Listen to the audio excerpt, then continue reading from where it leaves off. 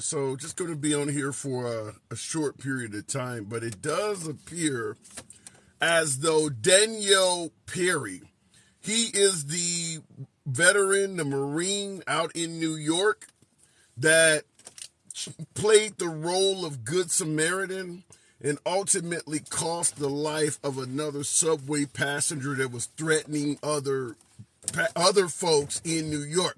Well, he's been indicted. They haven't officially released the charges, but we know he's potentially facing second-degree manslaughter. We're going to be asking a simple question. Did they charge the wrong person? Did Danielle Perry, in your humble opinion, intend to take the life of that aggressive subway passenger? I believe his name was Neely. Now, there's no denying that the passenger had a long criminal rap sheet. The passenger had mental illness. But that doesn't mean the passenger necessarily deserved to lose his life. But the question we're going to ask is, do you believe the actions of Penny were intentional or accidental or at the very least negligent? Do you believe Danielle Perry deserves to be imprisoned? Because that is the path that he is headed towards. He was indicted by a grand jury, I believe, yesterday, and this is obviously a huge topic. Now, also on a side issue, do you believe what took place had any racial aspects to it at all? Daniel Perry obviously being white, the victim obviously being black.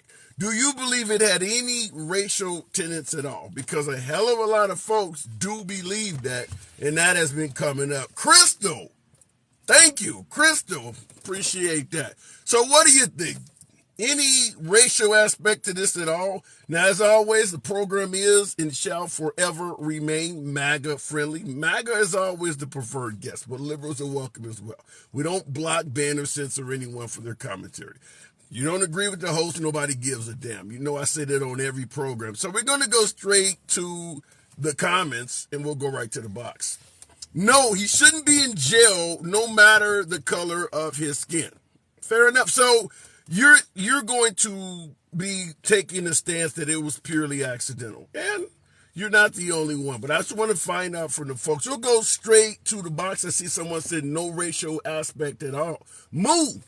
The tuxedo cat. What do you think? Saying, do you believe he committed an actual crime? Oh, yeah, it's murder. Sure. Yeah, it's easy. Yeah, it's murder. Do you believe it was intentional? Intentional or yeah, you don't choke a person. Yeah, you don't choke a person for 15 minutes without intent, right? Oh shit, this was an accident, let go. No, that didn't happen. We held on for 15 minutes. We intentionally murdered a person. Yes. So you do believe he should do prison time? Yeah, oh yeah. The dude's lucky that he's not in a state that has the chair. It might be worthy of something like that if it was. So he's very lucky, man. You believe what he did was so egregious that in certain states he would qualify for the death penalty? Yeah, absolutely, sure. That's a bit harsh. Come on now. Not really, no.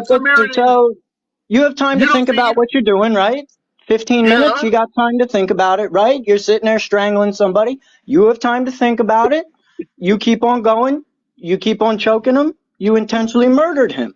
You had 15 minutes to think about it. Is that electric chair worthy? In some states, yeah, it is.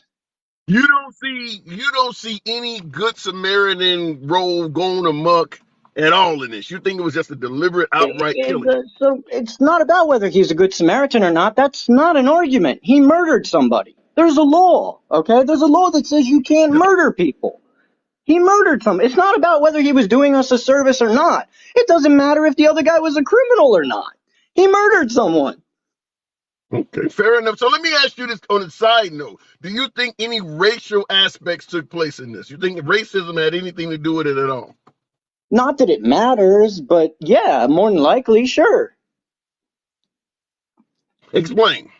Well, it doesn't matter because he murdered someone. It doesn't matter what color the guy was. He got murdered. Wait a minute. I agree that someone lost their life, and I understand your point on murder. But if you murder someone and you do it in the name of racism, now it also becomes a hate crime. Do you believe this is a hate crime? I believe, sure. Will they be able to prove that? Probably not. Mm. Wow. So, I mean, so I'm going to assume you don't think the guy just got on the train looking to kill somebody, did you? No, but people don't wake up in the morning thinking that they're going to get off at school when they go in. So people wake up every day and unintentional things happen to them. That's common. Right, right. But you really believe it's egregious enough that the death penalty would be justified? In some states, yeah, they would consider that. Sure. I'm not saying, listen, I don't agree with the death penalty. What I'm saying is that in some states, his crime would be worthy of death penalty consideration. Well, what about negligence? Would you be willing to entertain that he was actually trying to be a good Samaritan, got No, lost in the entire no, event, and held the guy for no, too long and took his life no, accidentally? No chance of no, that at all. no, no. Good Samaritans don't murder people. Yeah. Well, accidents can happen, though, right? Murder's not an accident. Choking someone Yeah. intentionally for 15 minutes is not an accident. Okay, you have people in chat saying it's not murder. So basically, choking someone for 15 minutes intentionally is not murder to them. You guys condone murder. That's cool. I mean, you guys like all Mm. other criminals, so I figure, yeah, you like murderers too. Sure. So, that's an interesting point you're making. Why do you believe there are so many folks Hmm. that have a totally opposite view of you, that actually believe what happened here was a justified event? Yeah, you have a lot of scumbags in this country, right? You got a lot of scumbags, right? Scumbags who think that it's okay to off a person, especially if they're a certain skin color, right? They think that's fine. In fact, they would prefer that. If you could just off that skin color at will anytime you have a problem with them, they would actually prefer that. Mm. So, at the end of the day, if you believe there are racial elements, how do you think this would have turned out if that same guy, Neely, the deceased, was white? Oh, I mean, the dude would, he'd already be convicted, man. We'd already be in the middle of a trial. The dude never would have been allowed to go home. I mean, if it was a white man that got killed, the other guy would be in jail already. You know what I mean? Mm. Yeah. I mean, we treat Okay. black people differently in this country, right? And the MAGA Mm. people don't want to admit that because if they do, then they have to face the fact that they're a bunch of racist bastards. That's all. Do you not believe there is one person that supports Trump for his policies as opposed to being racist? Do you truly believe that all MAGA, Mhm. 100% of them, are intolerant? Yeah, so when you associate with Nazis, right, and you don't get yourself away from that situation, if you continue to associate with Nazis knowing that you are, yeah, you're just as bad as them. You're a Nazi sympathizer at the very least. So, yeah, every single MAGA person is either a Nazi or a Nazi sympathizer. One of the two. Damn. All right, move. Move from the man himself. Come on back anytime. Always strong. You don't Have play a good one. around, do you? No, You not too, with man. MAGA, man. There is no playing around with fascists. Do you do you think that MAGA is a danger to the country? Yeah, absolutely, man. The FBI already said white supremacy is the number one domestic issue in this country, and MAGA makes up the majority of white domestic terrorism. So, yeah, they're the number one threat to the country. So, if any of you guys are around MAGA people, watch your back. They'll hurt Well, you. I have to ask before I let you go. You are white, right? I am. Yeah. Yep. Okay. All right. All right. Come on back anytime. You know it's always a pleasure talking to you. Have a good one, my friend. You too. You too. All right. Okay, now, and I just dropped my damn pen. Okay, there we go. Wow, this guy has lost it. Um, in regards to my last caller, like I said, I always let folks speak. It doesn't matter if I agree or disagree, but you got to admit he's not the only one that thinks that. Just like there are opinions that are 180 degrees of his, and a lot of folks feel that way too. The controlled information. Too bad you couldn't see past it. The conservative Democrats said that controlled information. Too bad you couldn't see past it. What part of this is controlled? Feel free to elaborate in the comments. I'll keep it moving. As always, we don't block, ban, or censor anyone for their commentary. The program is and shall forever remain MAGA friendly. You don't have to agree with the host. Nobody's going to limit your time because you actually have an opinion. That's what the hell we want you here for. Going into the box. Tap the screen, get your boy up to 5,000 likes. 900 plus of you in here. Pleasure having you here. We'll keep it going with Wide Awake. We love it. All right, Wide Awake. Good afternoon. Welcome to the program. We're talking about Danielle Perry being indicted by a grand jury, could be facing manslaughter, could be facing over a decade in jail. Is that just? Good afternoon, Wide Awake. Hey, what's going on? Yeah, that last guy was passionately ignorant. The idea that all of MAGA are either Nazis or Nazi sympathizers is completely ridiculous. They're amongst the most friendliest group of people I've ever met in my life. We've all seen the stark contrast between the two. But in regards to the case you're discussing, he had mentioned. Wait a minute, I'll let you hang on a second. Hold on. I'll let you continue, of course. But in regards to the most friendly group, folks are going to bring up January 6th. How do you explain that along the lines of being friendly? Oh, there's a fringe element of every political ideology in this country. You could go to the left and point to Ocasio-Cortez. You can go to the right and point to Marley Green. So yeah, I mean, there's definitely outliers in every single Green is on your side, though. You said you were about to say Marjorie Taylor Greene. She's on your side. Yeah, but she's out there, man. She's on a different planet. Do you believe, in regards to the most friendliest group, do you believe MAGA is friendly to the LGBT community? Yeah, I think that they are. I think there's a lot of members of a more traditional LGBTQ community that identify with our ideology. And we're seeing that in groups such as Gays Against Groomers and other things where those are people who are a part of the MAGA movement. This new phase of the LGBTQ community, like 21st century phase, there's a lot of more traditional members of that community that just do not agree with them. I have a trans aunt that does not agree with this current LGBTQ plus movement or agenda.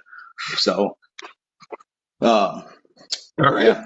Fair enough. Gays Against Groomers. Never heard that, but let's continue on. So, in regards to what happened with Danielle Perry facing a manslaughter charge, yeah, I think it's ridiculous, man. I think that if you take everything into context in regard to the gentleman that lost his life in that event, and what he's been charged for previously, it's on telling what could have happened to one of the people on that train had he not been subdued. It might be a conversation of someone else ending up with their life lost at his hands as opposed to the other way around. And based on his track record, who knows how that could have went.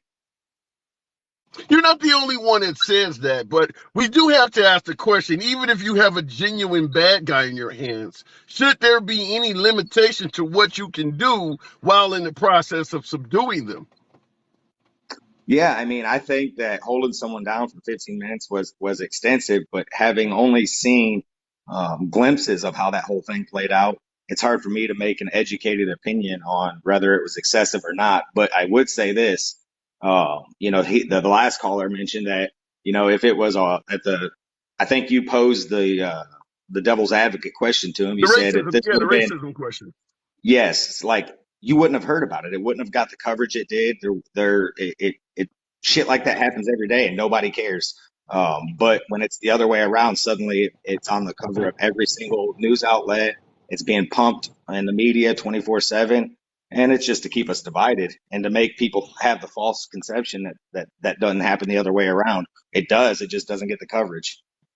That's a good point. I'm not going to argue with you or disagree with you rather, that the media does have a vested interest or some sort of agenda in covering racism from a standpoint of blacks being the victim. I do agree with that, because there are cases where when whites get beat up, wrong is wrong and it doesn't get covered as much. But in regards to what happened there in New York, 15 minutes in a chokehold, you gotta assume anyone, military training would know that could be lethal, though, right?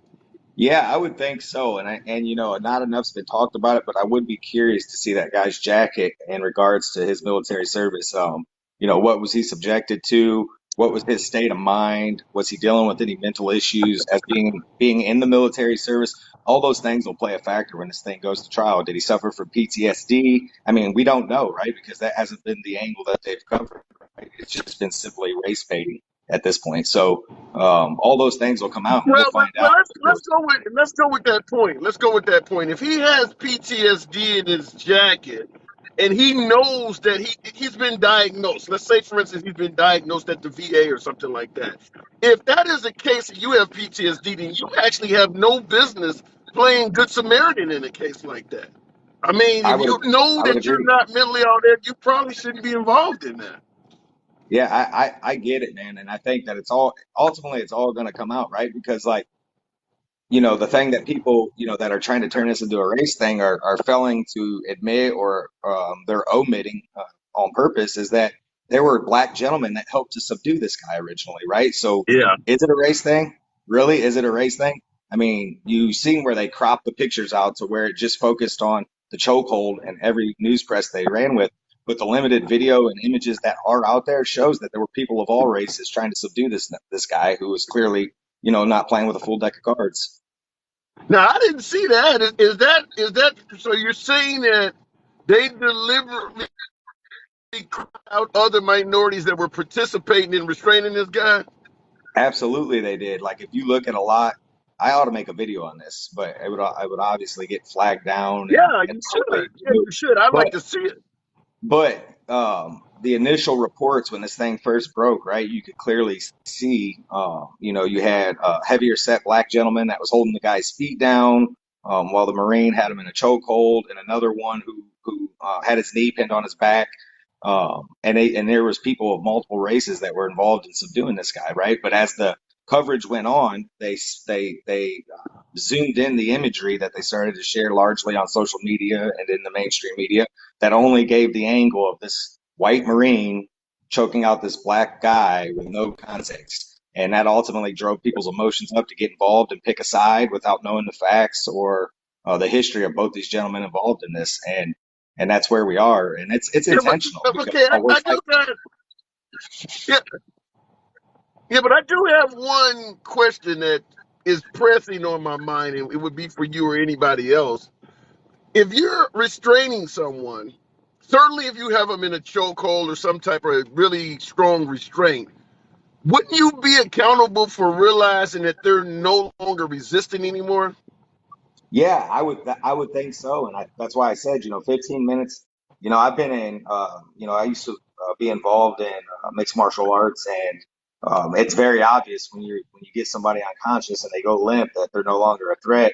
But I had no idea what was going through this guy's head. And I think that's ultimately going to come That out. doesn't, but that's Uh, irrelevant, though. I guess to some degree, it doesn't. If you are taking someone's life, whether committing an act of murder, manslaughter, or being negligent, it doesn't matter what's going through your head. You're taking someone's life. You got to be held accountable for that. yeah, I think that they didn't. So what they've indicted him on, I don't think it's excessive, right? I think as far as indictments are concerned. We don't know. We don't know what they didn't release the charges yet. Well, it's likely going to be negligent manslaughter or something along those lines. I don't think it's going to be outright, you know, uh, first degree murder or anything like Murder. that because that wasn't the context. And if it ends up being manslaughter, then I think it's an Yeah. appropriate charge, and I don't think it's overzealous on the part of the prosecutor to pursue that. And ultimately, he's going to go through due process, and a jury of his peers are going to make a determination based on all the facts that come out, whether he's guilty or not. And I don't think that's unfair. Now, if they come out as it like intentional homicide charge or something like that, they're playing politics and race baiting at that point. But if they're gonna look at this and look at everything contextually, I think that a negligent manslaughter, something that's punishable by 5 to 10 years in prison, would be an appropriate indictment, and give a chance for things to play out through due process. But anything beyond that is excessive based on the context of the facts that we do know at this point. That's my opinion. totally disagree with you, Wide Awake. I got to move it on, but I don't think I totally disagree with that at all. Appreciate you coming on, man. All right, brother. Have a good day. You too, you too. Now, 15 minutes in a chokehold is predictably lethal, period. You don't need to be a Marine or have some type of specific training to know someone cannot survive without air or blood flow for 15 minutes. However, the notion that he got on the subway and was looking to take the life of a black man, that's a stretch, at least from yours truly. That is a stretch. And as my last caller suggested, and I don't know if this is true, you folks can tell me in the comments. By the way, tap the screen, get your boy up to 25,000 likes, 800 plus of you in here. Could be anywhere else you want to be, so it's always an honor to have you here. But in regards to it being a hate crime, if my last caller was correct in suggesting that certain media outlets deliberately cropped out images of other minorities that were helping in the restraint, that comes across as an agenda to literally promote racism where there may not have been. But I'm pleading ignorance. I don't know if that's true or not. I would also suggest this. If we're going to hold Danielle Perry credible for taking the life of this guy and holding him down for 15 minutes, how do the participants not get the same charges, or at the very least aiding and abetting? Because perhaps Neely could have struggled and gained some freedom if he was only struggling against Danielle Perry as a single individual. But when you got other folks grabbing his legs and things like that, very similar to George Floyd, where one individual was on his upper body, but 3 other police officers were on his lower body, they were held accountable and they did get a punishment. So we have to ask that. The other participants in this, restraining a bad guy is an act of being a good Samaritan. 15 minutes, long after the guy has no longer shown any sort of resistance, yeah, it does become excessive, which my last caller admitted to. Going back to the box, real quick, Donald Trump max 500 years, got to live it.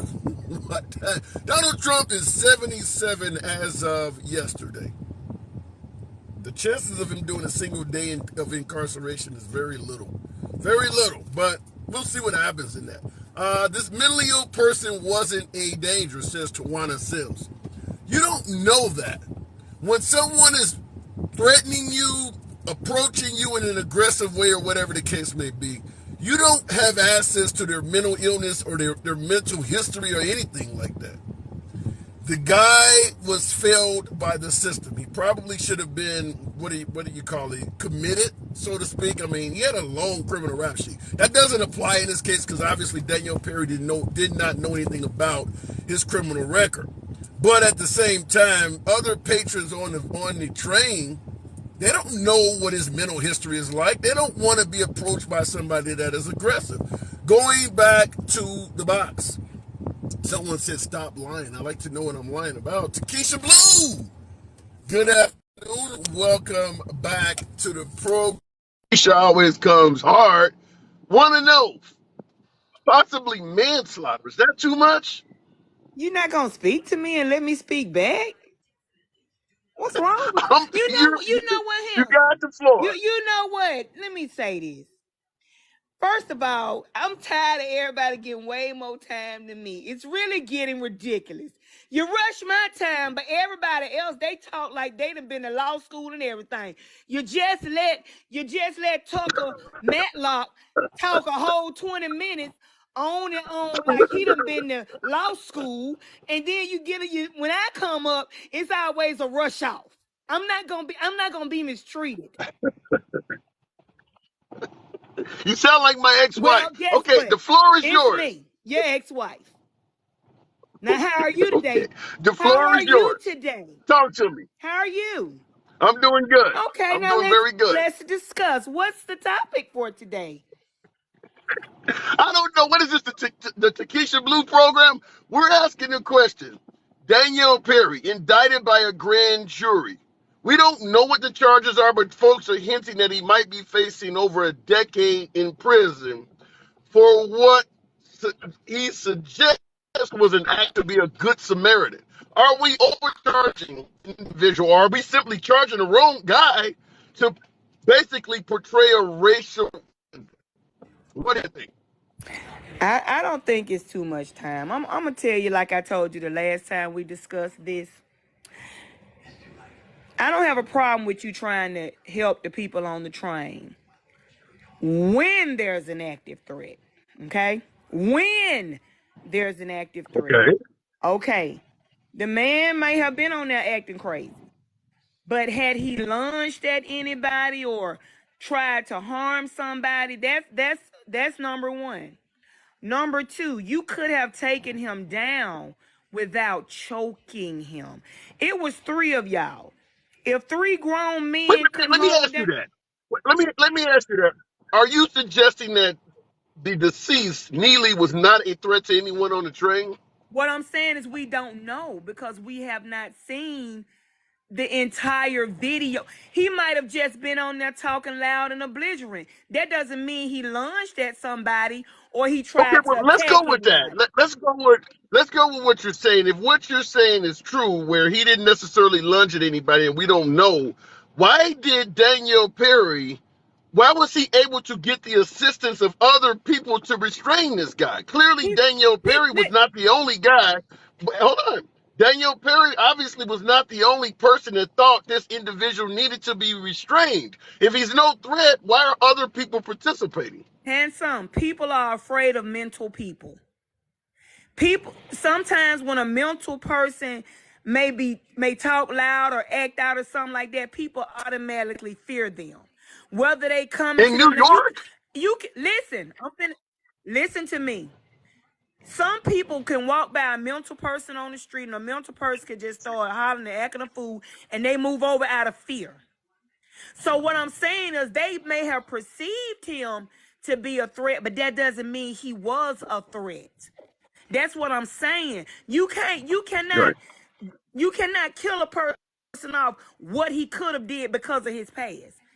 Because every time you see this man, he not Right. gonna do what he did in his past. That's what I'm saying.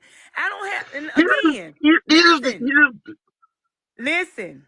I don't have a go ahead. problem with them restraining him. I do have a problem with the way he was restrained.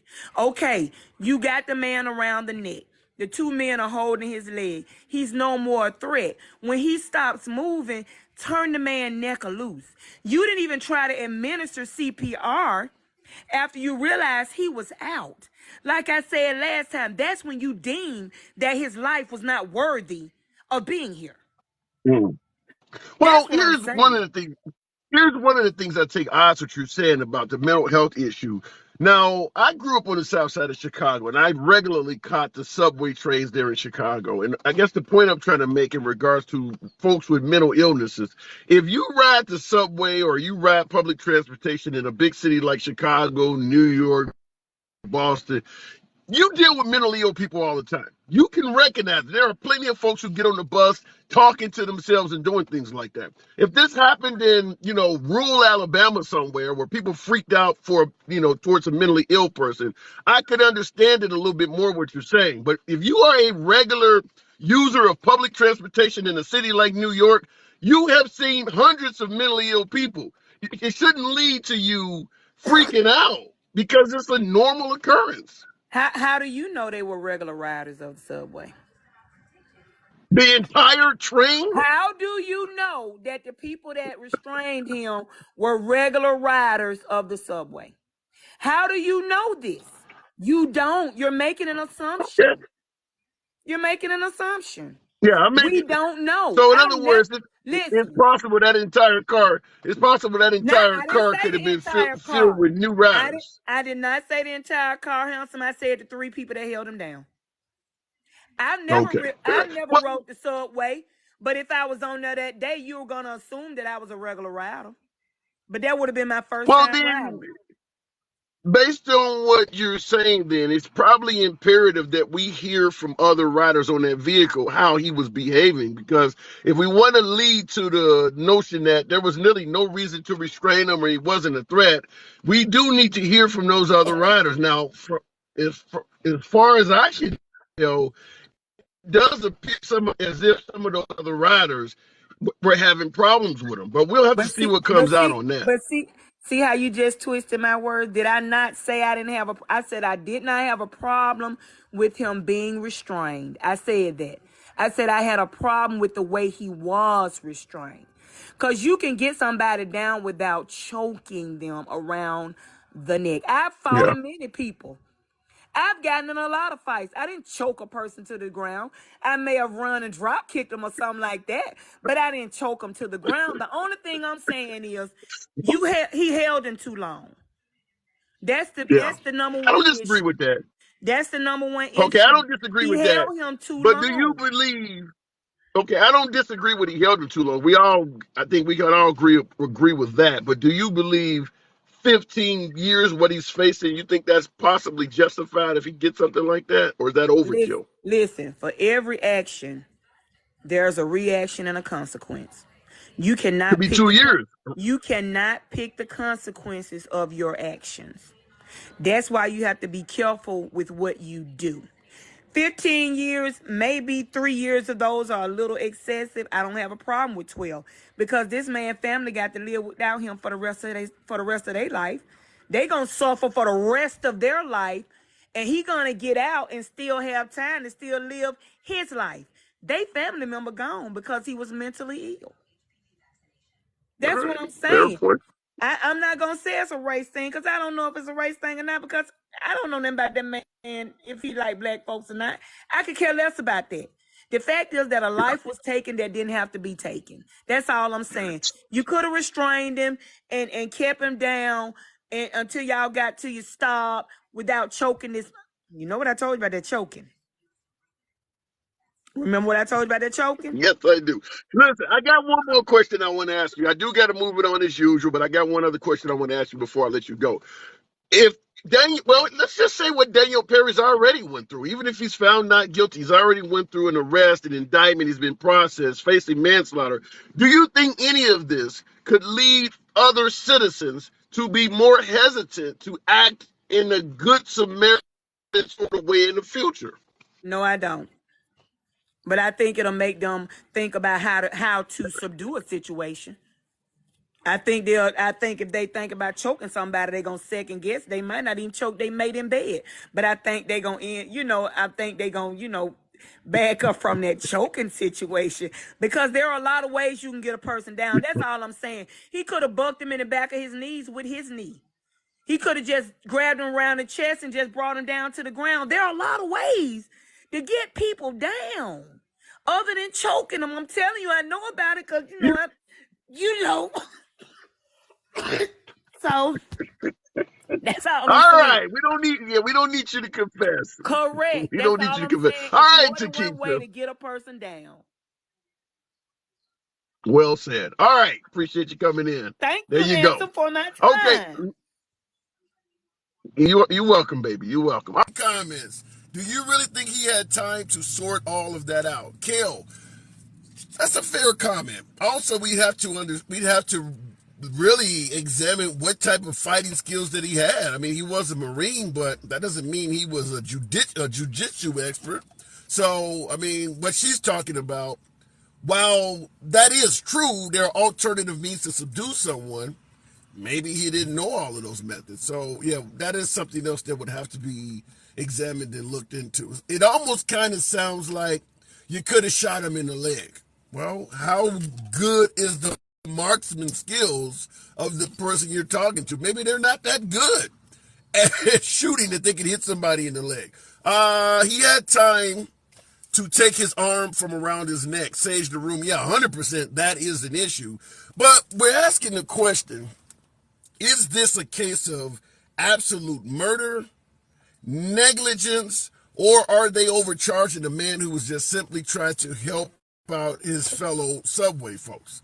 So those are the three aspects of this. I had my first caller suggested that it was murder, and if the death penalty applied in certain states, he should qualify for it. Now, obviously, my last caller, Takesha, was more along the lines of a negligent homicide issue. And I think that's kind of what they're charging him with. But there are some folks who believe, listen, this guy was just trying to be a good Samaritan and shit went south. He shouldn't be charged with anything. So those are three different avenues. Tap the screen, get your boy up to 30,000 likes. I do appreciate that. Stop being afraid of black men Americans, says Huggy. Is this a case where the deceased, Neely, faced an undesirable ending simply because he was black? Simply because folks were afraid of an African American acting weird? Is that possible? Now, I'm not going to go into that until I talk to the folks, but there are plenty of cases where African Americans doing something weird have faced an undesirable ending. Trayvon Martin is a good, perfect example, walking through the wrong neighborhood, and the list goes on and on. But I'm not here to say that's happening in this case. Going into the box, we'll keep it moving. Caleb, good afternoon to the program. What do you think? Intentional, accidental, or simply a good person that has no damn business being charged? Talk to me, Caleb. I'm gonna have to say it's not accidental. Caleb, not accidental. Is it negligence or intentional? I would say it's negligence, and I'll explain why. So you're along the line of my last comment. Well, to a certain extent, and I only know, like, when I jumped into the live, I did not know anything about it. I did like a quick read about what happened and about the two gentlemen. So one was homeless and one was a former Marine. Okay, the former Marine has training. Right. And you ask any Marine, once when you leave basic training, you are a rifleman first and foremost. That means that you know how to fight. Okay. Any person that actually knows a thing or two about fighting knows that within I think it's 10 seconds that a person is rendered unconscious from strangulation. After 5 minutes, certain death. 15 minutes, yeah, that's automatic. But also, at the same standpoint, too, the other guy was also homeless, and now we got to stop bringing up his rap sheet. We got to. There isn't a sign hanging around. If you notice, I have not done that because at the end of the day, even if this was a bad guy, very similar to the George Floyd case, when this happened, the perpetrator in this case, or the Good Samaritan, they didn't know about his rap sheet. So you can't go back retroactively, but that is what folks are trying to do is say, look, he killed a bad guy. So, so be it. Good riddance. But yeah, Daniel Perry did not know anything about the history of this guy other than the few minutes he had seen him on that train. Exactly. But also, with that standpoint, too, is that because of that rap sheet, I'm also... Now, this is just me kind of trying to figure stuff out with the whole thing. I also want to know how long was he homeless for, and was he using the jail or prison system as a way of him getting food, as a way for him to getting a nice warm bed, and stuff like that to be able to help himself. What's the relevance of that? Well, because apparently they were saying that he jumped onto the train saying that he was gonna that he didn't care if he died or that he was gonna kill people. So he was obviously trying to start a fight onto the train. Now the relevance of that behind that was that he was not like full on like trying to harm other individuals. He was just trying to find a way to get back into the jail system so that he can get food and whatever else that he needed, even medical assistance. Why don't you just go walk and punch a cop? I mean, if you want to go to jail, go bust a police car's window or something. Yeah. You don't walk well, up people do crazy things. Citizens. Yeah, that people do crazy things too. But in your research, did you come across where it suggested that he said he was going to kill people? I did see that. It was. I think I read it from the LA Times. Yeah, if you're threatening to kill people, you gotta assume that the public is going to respond with violence. I mean, you're talking about taking, even if you're mentally ill and you don't mean it, when you're talking about taking someone's life and you're a total stranger, you gotta assume the public is going to respond with heavy violence. Exactly, and that just goes on to like what I'm saying. He was looking for that kind of thing. But to have somebody in a chokehold for 15 minutes, no, that even if you don't know any better, once when a person goes limp, I get it. You know, you just put them down. That's it. You know, game over. However, 15 minutes, no, that's just too long for a person. And Yeah, 15 minutes obviously has the potential to be lethal, but this is something I have to ask. I don't know if it's come up yet, but being a subway rider in Chicago myself, none of the stops are 15 minutes apart. So why are you holding this guy? I mean, like, is the doors opening and people coming and going? Because 15 minutes is generally longer than it is between any two stops on a subway system. I don't see how you have 15 minutes of time, which leads me to ask the question, is the 15-minute number inaccurate? I believe it kind of was at the same time, because you cannot tell me that not one person on that train had any type of, because that nobody on that train had any type of knowledge that, hold on, you're holding that man's neck for a little bit too long. You need to back the hell off. Yeah. No. Now, let me present it to you this way then. In the comments, for instance, people are suggesting that the police have actually said it was only 4 to 5 minutes. What if it's a 4-minute chokehold? What if they can literally show, or they can, through investigation, can show that it was only 4 to 5 minutes? Would you then see it still as a negligent homicide? Yes, because even if you take a look at even if you look it up and actually listen to doctors and stuff like that, they'll even tell you that under 5 minutes is cause of death. Yeah, but during a serious, during a serious struggle, when you're trying to restrain somebody, 4 minutes can fly by. 15 minutes is egregiously long. We can see 15 minutes, but 4 minutes can go by rather quickly if you're struggling with somebody. Well, at that point, I'm gonna have to go back to that the guy's background with him being a Marine. You should automatically know how to kind of get yourself back to where the I'm trying to think of the adrenaline is not speeding things up for you.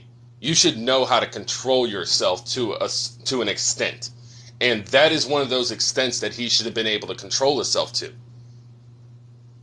I hear what you're saying, but all of that in 4 minutes. If it's 15 minutes, I'm on the side of the prosecutor. 15 minutes is ridiculous. 4 minutes, though, is a hell of a different animal, in my opinion. I mean, adrenaline, like you mentioned, adrenaline, even when it comes to, you should know this guy is not still struggling. During a 15-minute period, I can see that argument all day. 4 minutes because for all you know, the individual, to get out of the chokehold, may be trying to lay limps for you to let them go and then get up and whoop your ass. 4 minutes goes by so quick that I see it totally different. When you're going from 4 to 15 minutes, it's a totally different ball game to me. Yeah, and I can see that too. I have a lot of friends that are former military and stuff like that. So I'm taking a look at how, because I do a lot of training with them as a civilian, messing around, like, hey, might as well learn something from somebody who actually knows what the hell they're doing. But right. Besides that, it's listening to how these guys talk and listening to and watching how they do certain things. It's not like they don't know what the hell they're doing. They know what they're doing. Now, in regards to the Marine, that's my biggest question of why did he feel the need to? Like, I understand if you have him by the choke, like if you have him in a chokehold, you feel him go limp and you let loose just like a little bit so where his body can start gaining air that he absolutely needs. But just holding him like that, like all you gotta do is just loosen up like a little bit and you got him. But we're talking 4 minutes. So if we're talking 15 minutes, I'm on your side in everything you said. But if it's 4 minutes, to me that's just a different argument. It is. It really is, because I was listening to 15 minutes. I didn't know 4 minutes, 5 minutes, 6 minutes. But also in the same sentence of that too, I mean, it is what it is. Somebody did pass away, and I'm just bringing it up as a lawyer standpoint, is that they're going to bring up his military background, that he should have Right. known, and this, that, and the other. You know, that it's not going to be the whole fact of, oh, it's only 4 minutes and that is real quick, because we could say that No, about a someone lot of died. I get your situations. point. Yeah, I get your point. Someone died. But in regards to why this whole event took place, do you believe 15, possibly facing 15 years? Do you think that would be a justifiable time frame to get this guy? Okay, so here's my problem with. Okay, I'm gonna say this because of all of the sentencing, every sentencing that's been happening so far, because I'm starting to get tired of it. Whenever somebody passes away, we have to take a look at a certain things, whether it was self-defense or not. And from there, we gotta stop lessening sentences. If it was negligent, okay, 15 years. But if it was straight up murder, give him the full sentence. Stop giving people the absolute minimum. Because what, they had a, 17, 18-year-old kid that unalived a woman and only got 7 years? We got to stop lessening the sentence, because now the criminals are going to see, oh, I can get away with something like this, and But wait only a minute, gets hold X on, hold amount of on. years. I get your tough on crime argument. My beloved Maga present that against us liberals all the time. But when you talk about being tough on crime to prevent criminals from thinking, well, I can get away with this, do you really see Daniel Perry as a future criminal risk of, a future risk of committing an additional, asphyxiation death? Do you see him as a risk to the public? Uh, Potentially, yes. Because, and Mm, I'm gonna explain why, and I'm gonna explain why. The reason why I see him as a threat to the public is because if he cannot hold back from doing said things, yeah, then he's gonna start that makes looking sense. for. Okay, that's true. That's the only thing that Yeah, but he's That's the only reason 24. why. I understand what you're saying, but he's 24. He's out the military. Doesn't have a criminal background. If you are that type of person, by the time you're 24, you should have some type of a rap sheet. I mean, I could be wrong, but if he was like what you're talking about, by the age of 24, it seems like you would have something on your rap sheet. And if he does, then maybe that would come out. If you got some anger issues in the military or something like that, then we'd have to see. But last Yeah, question before I I move was on. about to say that too, Do you think, because yeah. yeah, Oh, do you think racism was involved in this in any way? no, Yeah. All right, fair enough. All right, and Caleb, let me. go ahead. Can I explain why on that one? So the reason why Sure. I don't see racism being involved with that is because you have a individual who's acting out amongst other individuals. You know, it doesn't matter what race it is. If somebody, now I'm going to be in defense of the Marine on this one. I agree with what he did. If you are in the position to protect another individual from harm when you have the capability of doing so, it's not racism. However, his actions have to have the consequences behind them, especially with his background. I'm going to give you a perfect example. I showed up at a gas station one night. Elderly woman was getting stabbed up. She was African American, and she was getting stabbed up by another younger African American male. Right. Now, would it be now? I had a sidearm on me. If I would have pulled my sidearm, aimed it at him, and he charged me with that knife, and I popped him a few times, would that be racially motivated? No. No.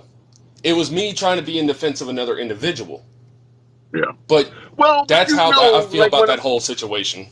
yeah, but like one of my callers, in my opinion, rightfully suggested anytime a African American is a victim to an act of a white person, we automatically bring out the race card. I do believe that. I mean, even if the African American was in the wrong, if the person that stopped them was white, we're going to at least investigate whether it was racism or not. That does And happen. So, and but I got to move it I on. do agree with doing that, just to make sure, just to cross all T's and dot all I's. I do agree with doing that, but just jumping to that right off the bat, Yeah, that's yeah, no. All right, fair enough. Appreciate you coming through. And by the way, in regards to my last caller, tap the screen, get your boy up to 45,000 likes on this abbreviated live. Show your boy some love. In regards to what he said, we should at least look into whether it was racism or not. We don't want to be trying to limit racism by being racist. In other words, if you're going to look into the loss of life of an African American at the hands of a white man, and at least first, let's make sure it wasn't racism, then you have to do the same thing in reverse. If an African American takes the life of a white guy, you have to at least view whether it was racist or not. If you only look at it when the African American is the victim and the Caucasian is not, then you are essentially being racist yourself. Just want to present that point. Looking in the comments, that's the reason it was reported by the news that the way they need, yeah, I agree with that, Richard. You're suggesting that that's the reason it was reported by the news that way, because they need us to fight between ourselves. I don't think it's a case of trying to make us fight between ourselves. I think they're trying to get ratings and clicks.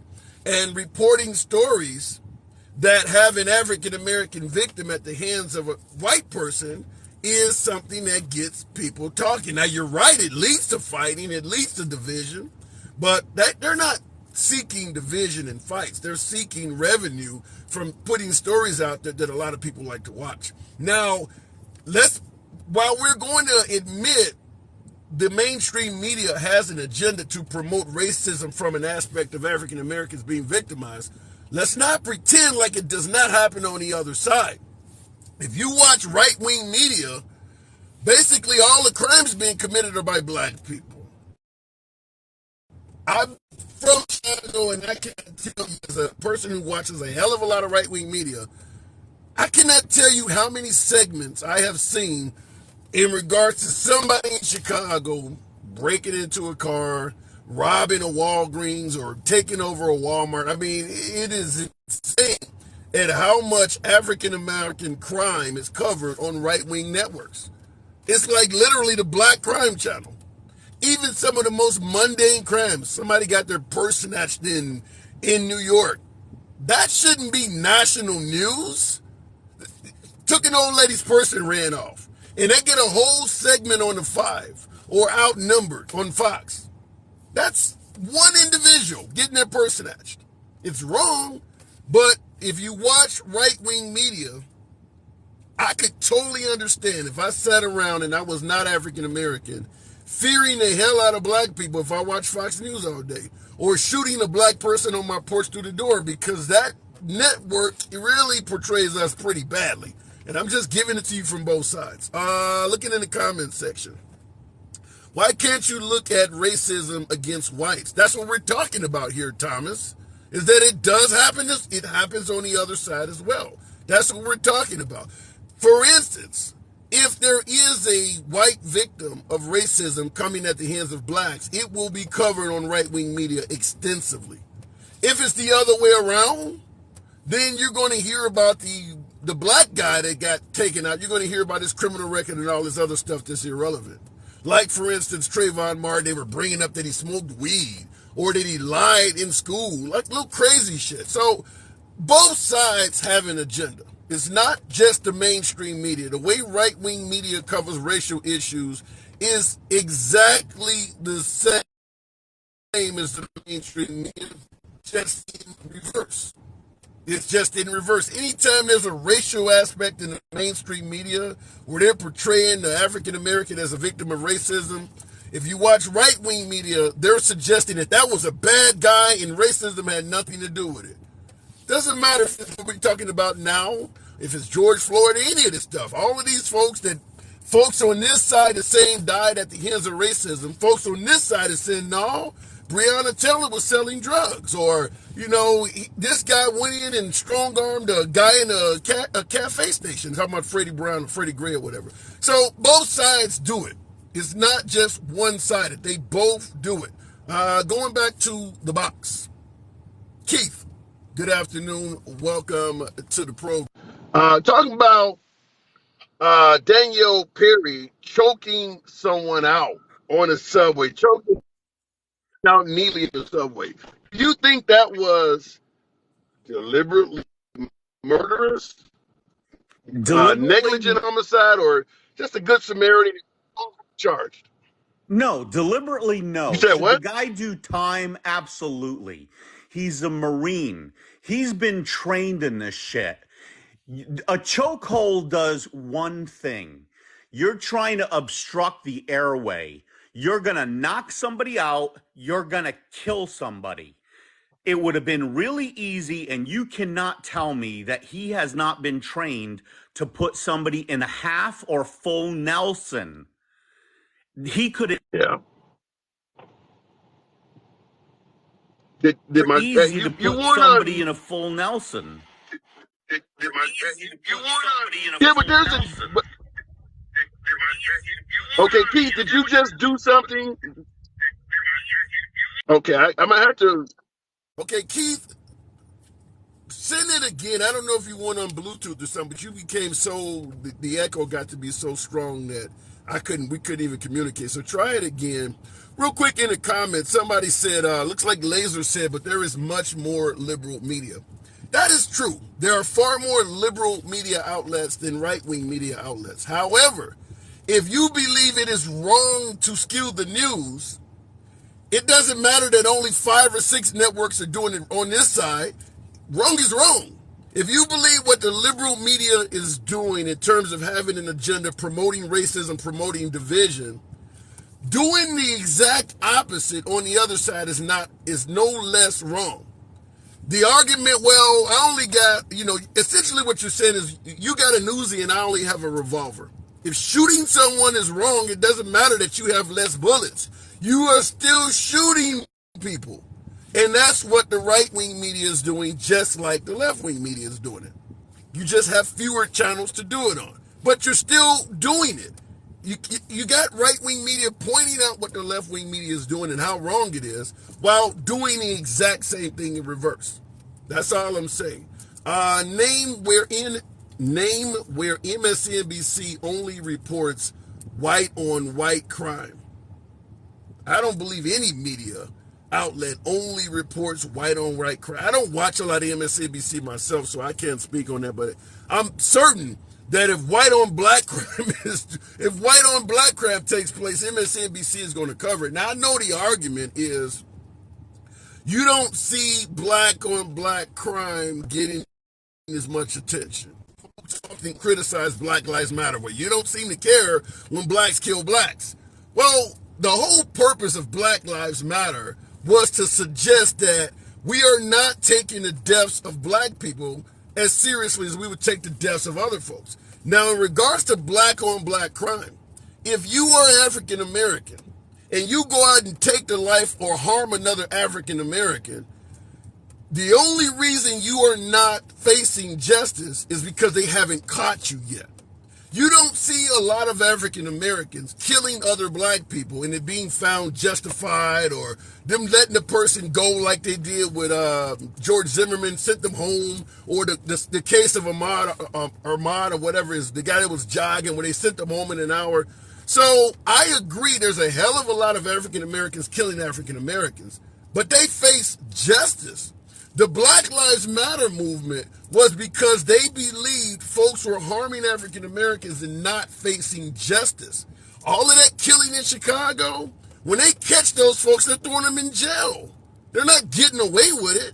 So that's where Black Lives Matter came in, is that too many folks they believe were getting away with it.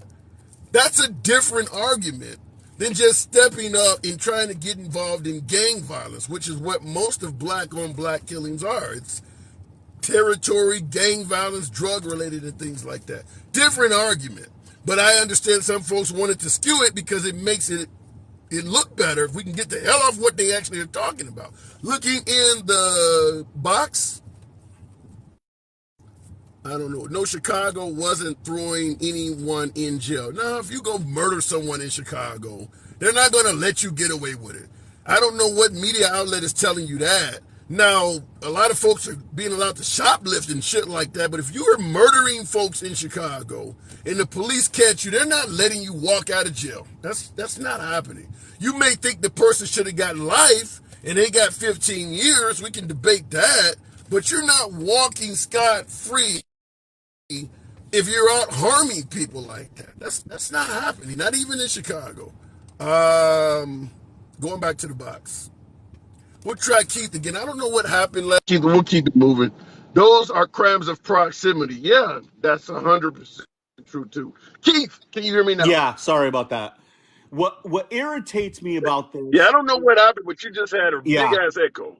alarm went off on my phone and it screwed up the sound. What irritates me about Okay. this is automatically they love bringing up the race card. It's like the media, no matter whether it's black on white, white on black, they both do this shit. You were just bringing up Yeah. this. Moo Cat a little while ago said, oh, like the guy should get murder one and be executed over this stuff. Yeah, you said It's like, come on, man. It's like, should the guy do time? Absolutely. What he did was wrong. What he did 15 should, years? Do you think 15 years would be justifiable? sure, because he's not going to do 15 years. Yeah. He's going to do I about mean, half yeah, that you're amount right of about time. that. He's going Yeah, to do that's still half a of that. long ass tenure. Here's the thing, and I have this debate often with folks on the right who talk about slap on the wrist in short periods of time. Even if he does half of that 15 years, talking about 7.5 years, that can ruin a person's life, assuming he survives while he's in there for. I mean, prison is hard on people.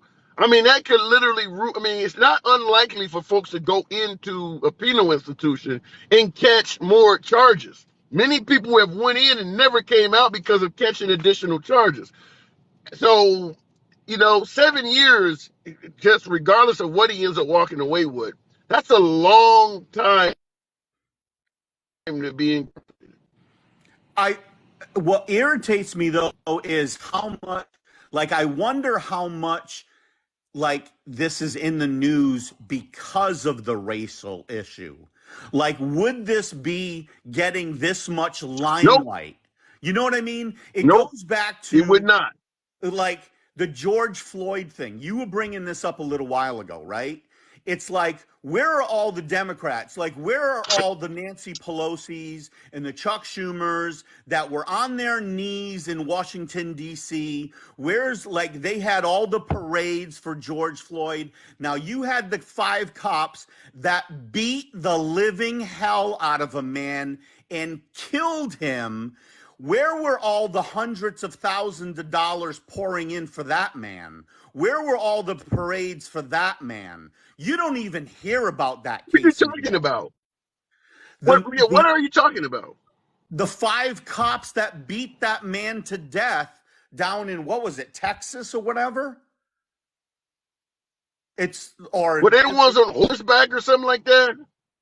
no, the 5 black cops that beat up that black dude to death. Oh, you're talking about in Memphis. You're talking about in Memphis. Well, Yeah. in regards to that Memphis case, that goes along the lines of exactly what I just told you. Is that yelling Black Lives Matter because some folks are able to take the life of a black man and get away with it. Those Memphis cops did not get away with it. That's the difference. It's not like, I don't think the complaint is more in regards to the person losing their life. The complaint is for the lack of justice. That's why you hear them yelling, no justice, no peace. If an African American's life is taken and the person is immediately brought to justice, there is no protest. The problem is all of these people who are generally white for some reason, they don't, they're not facing justice. Even with Derek Chauvin and George Floyd, you had that type of video on television, and it took 4 days of watching that over and over and over again to decide, yeah, maybe he killed this dude. That's where your problem. But to me, a life is a life is a life. We should be like, we should hold everybody accountable the same way. It's like it's But we're not. despicable. It's despicable. We should like, why does this always have to go to the racial issue? We should hold everybody accountable to the same level. You know what I mean? It's like, why does Oh, this? yeah, I know what you. I agree, but here's the take. Like you mentioned, where are the liberals? Where's Nancy? Where's Chuck Schumer? When asked about cops killing blacks, Trump responded and said they kill more white people. So if that is true, and I'm not going to argue with the president, but if that is true, what we should do, instead of telling Black Lives Matter, you're getting it wrong, it's actually more white people getting killed and all of this stuff. We should band together and hold the cops accountable. So, but what we're doing is telling Black people, you're wrong for what you're saying about cops. They're actually murdering more of us. Then why aren't you in the same damn protest as opposed to criticizing them? So my response would be, where is Trump? Where are the Republicans that are claiming that white people are being victimized by the same shit? Well, I mean, Trump's an idiot, first of all, for even making a statement like that. Instead of like bringing up shit like that, you should be talking about how we're going to make reform in the police departments. We should be talking about how we're going to reform them into like verbal judo and de-escalating and all of that shit. You and I have talked about this before. I come from a family of cops where I have asked them, how much de-escalating are you trained in? How much verbal judo are you trained in? I used to work in corrections where we were taught that stuff. And they tell me all the time, we get zero training in that. They get SWAT training. They get taught on how to shoot, how to like bust into So, doors. so let me ask you this then: if both whites and blacks agree that the cops are killing people, just white people think it's more of them. If we both agree that the cops are mistreating people, why is it that the blacks are saying let's hold them accountable, and the whites are saying blue lives matter and waving around the flag with the blue stripe? It almost appears as if not all whites, because liberal whites are on the other side, but a lot of right wing white folks seem to be supporting the police while admitting they're killing us. How does that make sense? Because I think that the people on the right are ignorant to what actually goes on in police forces. They're not close enough to what goes on in these police forces. It's like coming from a family of police officers. I know what goes on firsthand. I was raised by a cop. My nephews are cops. My cousins are cops. Coming from that firsthand, it's like in hearing the stories and how things go down in police forces, and it's like it's appalling. It's they're not it's I've used the analogy with you about you train an attack dog to attack constantly. They know only one thing. It's like that's it. Yeah, It's like you're yeah. training an animal to attack and to bite. That's what they're going to do. You're not Mm. training the individual. You're programming the human mind to do one thing. You're not training them to But let me de-escalate, to ask you, calm down a situation. and I don't disagree. I don't disagree at the lack of de-escalation training, but I want to ask you this because this is in regards to a comment that is in relation to what we're talking about. SG says, because you talked about training dogs, and then acting shocked when they do what you train them for. I want to ask, are we training a dog to identify black targets? Because in the comments, SG says the Republicans are willing to sacrifice those whites to also get rid of African Americans. Do you see any racial aspect to how the cops behave and perform in America? Yes, absolutely, 100%. I have asked my nephew that. And he said, well, black people commit most crimes. And I said, there you go. There you go, right there. I said, dude, what just came out of your mouth is racist. I said, that's a mindset. Mm. And his response to me was, well, all of my friends on the force that are black say the same thing. And I'm like, you guys have this fucking mindset in your heads. You're programmed. I said, this is why I got out of corrections, because it's this programming. It's your mindset is so screwed up that it's like you're programmed. You're like a machine. And it's like you can't get out of this mindset. You all need to, like, and I've said this to him, you need to have therapy. Every single police officer needs to have some kind of therapy on the forces so that you need to learn how to deal with human beings, not people, human beings. And people need to understand That's scary. that.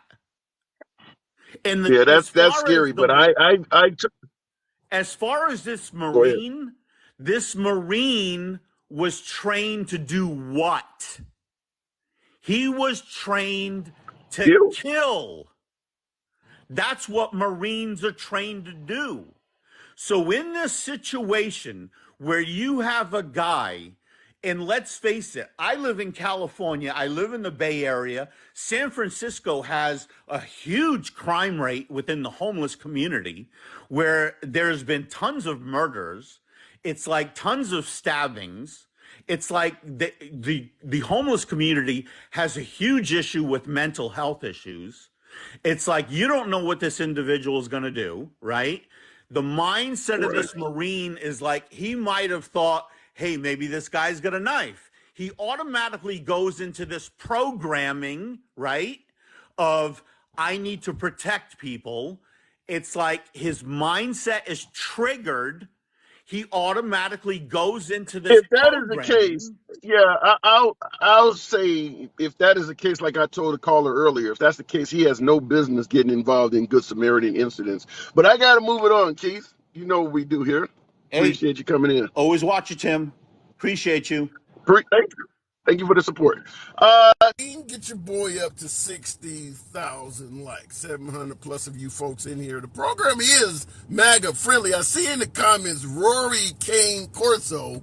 Why all the talkers in the box are libtards?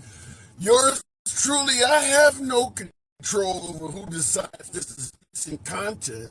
But for those who do, I'm always glad to have you here. The program is and always will remain MAGA friendly, but like I stated, I can't control who decides to watch today. This topic, for instance, certainly when we start talking about racial issues, some people don't find this as a popular or a decent topic to discuss. So it is what it is. Tell him to go to Fox. Says Sexy Sharpshooter. I love the name. It's not a mindset. It's a fact that the cops see that. Even the black cops say it. Well, of course you're going to see it. I'll give you an example and I'll go back to the box. When we're talking about integrity of the 2020 election, and I'm talking to my audience of beloved MAGA, they talk about liberals stuffing ballot boxes and things like that. I point out that I've seen the movie 2,000 Mules a half dozen times. And I talk about the election, and I'm going to show you how this ties into the police and black people committing all the crime. When you look at how the 2020 election was investigated by none other than Trump and many folks supporting him, where did they do the investigations? They went to Arizona, they went to Phoenix, they went to Milwaukee and Wisconsin, they went to Michigan, they went to Detroit, they went to Georgia, they went to Atlanta. What happened in Traverse City, Michigan, a predominantly red area? What about, areas in Arizona that are normally red counties? Or in Georgia, did you go check in Savannah? No.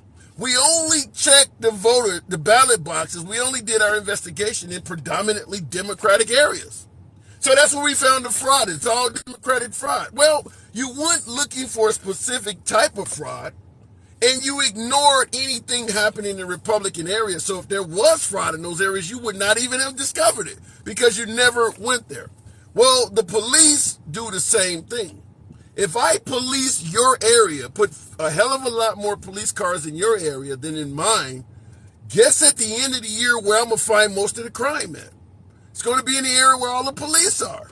So, to some degree, African American communities are more heavily policed.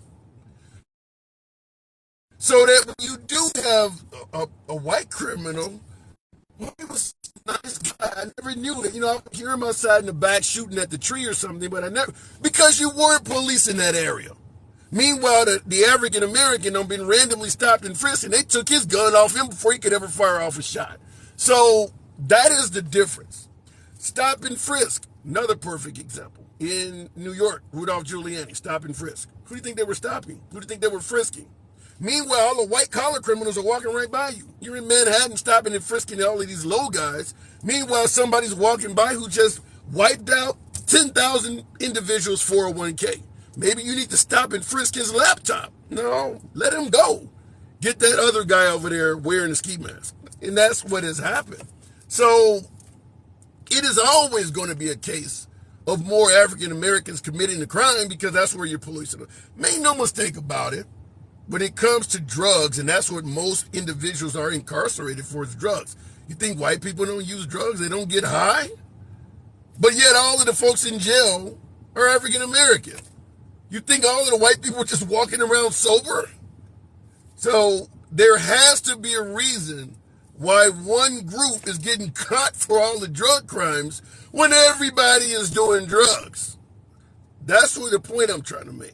Is that when you police one specific area, you're going to find more crime in that area. Hell, I lived on the south side of Chicago. White people were coming to the area to buy drugs. They weren't getting stopped, come in the area, buy their shit, leave. The drug dealer gets caught. All of the African Americans that's walking up to the drug dealer to buy drugs is getting caught. But he's selling to everybody.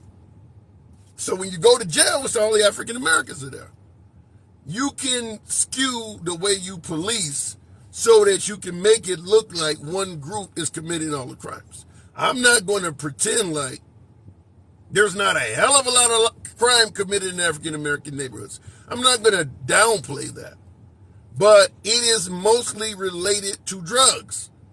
And at the end of the day, everybody does drugs. But for some reason, only one group is being caught in most of the drug crimes. How does that happen? Because that area is what we are policing. I just want to point that out. Unless you truly believe that white people don't use drugs, maybe it could be that. All right, looking in the comments. Poverty and crime go hand in hand. That is true. That is true. But everybody is using drugs. Also, think about the war on drugs, mainly targeting the crack epidemic. Look at how many people did time in regards to the crack epidemic. Mostly African Americans. You remember that 20, 30-year period? Now, the opioid epidemic was predominantly white users of drugs. White doctors overprescribing drugs, knowing it was a danger to the patients. Look at how many people were locked up in the opioid epidemic versus the crack epidemic. They're both drug crimes. They're both ruining lives. People are making money off of getting people addicted to drugs on both of these cases. Crack epidemic, opioid epidemic. Look how they were treated. Look at the difference in how we treated the crack epidemic in this country versus the opioid epidemic. That's what leads to one group being locked up like crazy for drug crimes and the other group not. It's not about trying to play either side of the fence. You should be able to see that. We didn't treat the opioid epidemic anywhere.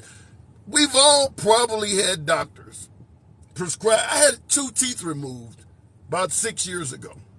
Doctor gave me a prescription for hydrocodone or whatever it was called. Gave me 90 pills. You get the bottle, the orange bottle with 30 pills in it, and gave me 3 refills. That's 90 pills for having 2 teeth removed. I went home, took a couple Tylenol, and didn't take a single one. 90 pills. That doctor isn't facing any type of punishment. You think these folks are not getting kickbacks for prescribing all of that shit? Think somebody that went through medical school does not realize he don't need 90 of these? We treated the two epidemics differently. We got a different net result because of that. And then obviously we all know once you serve time, the likelihood of you coming out and committing more crimes is higher. Because the way our society treats you is designed to keep you in the damn system. And that's white and black. Why doesn't this make sense? Going back to the box. Hussein Moore, we'll just go with that. Pronounce it. Good afternoon. Welcome to the program. We're talking about Daniel Perry choking out Neely on the subway. Do you see that as murder? Well, definitely. I mean, that was the result, right? I mean, I think what a lot of people are saying is for murder, you have to have this thing called intent. So I don't know. I can't say that I can judge his intent, but like you said, I think we can look at certain clues. If it is 15 minutes, I definitely think that's excessive. You know, 5 minutes, is that excessive? In my opinion, I think that's excessive. But with that being said, the ultimate result was the man acted negligently Yeah. in regard to someone else's life. And the result was that this man is no longer alive. His family would no longer see him again. Doesn't have the opportunity to go get treatment, rehabilitation, or whatever it may be. And so he's out of here. So me personally, I think a 15-year sentence is light for murder. You know what I'm saying? I think it's light. But I you think don't it's light. believe it's murder. You sound like you believe it's manslaughter. You don't sound like you believe it's murder. Yeah, but let me say this: when you take someone's life, you know what I'm saying, by force, and it was by force, so you intentionally, Yeah. choked him out. Maybe you thought that, hey, I was just going to do this to scare him, or maybe I'm doing this to subdue him, but you did intentionally choke him, man. And if you're using that move, you have to understand that reasonably, if you hold this move too long, that someone runs the risk of death. So maybe you didn't intend to kill them, but you knew exactly you intended the Yeah. move that you did, and you know that that move could cause death. So I'm going to say, yeah, 15 years is a life sentence for something Mhm. like that. I know people who've been, locked up for that amount of time for non-violent crimes, right? Yeah. Yeah. So We know we've just I was just talking about the over sentences, but I guess after hearing you talk and several other folks I've had on, based on what you guys are saying, I do believe he's going to end up serving some prison time. I haven't had a lot of callers come on here. Some folks in the comments, but it does seem like the majority of folks do not believe it's murder, but believe he should have known better and deserves to serve some prison time. But let me ask you this: for racism. sure. In asking that, do you see any racial elements to this? I think definitely there's some subconscious, racism there. You know what I'm saying? Explain. Explain. Yep. So right now we live in this weird time where people, for some reason, can't even define racism. Right? They act like they don't know what that is. They act like that's Wait a lazy. minute. You said Go ahead. we live in a weird time. It's always been that way. You had folks talking about they Yeah, didn't understand why slaves were complaining. They got free for food and sure. housing. We've always Yeah. we've No. never had a time when folks are like, yeah, this is bad. We've never had that time. Right. And so what I would say that people are being disingenuous, right? So people are being disingenuous. When you ignore the racial component of this situation, then you're being disingenuous, and you probably have the agenda. You probably have the axe to grind.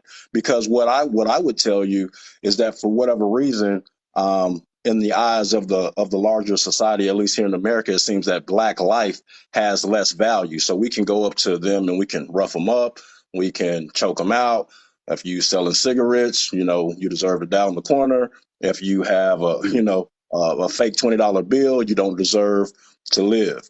Now, you know what I'm saying? So when it's a black life, it seems to have less value. What I like to do is people always like to say, well, what if it was a white guy and a black man? Well, let me say this. What if it was a white woman?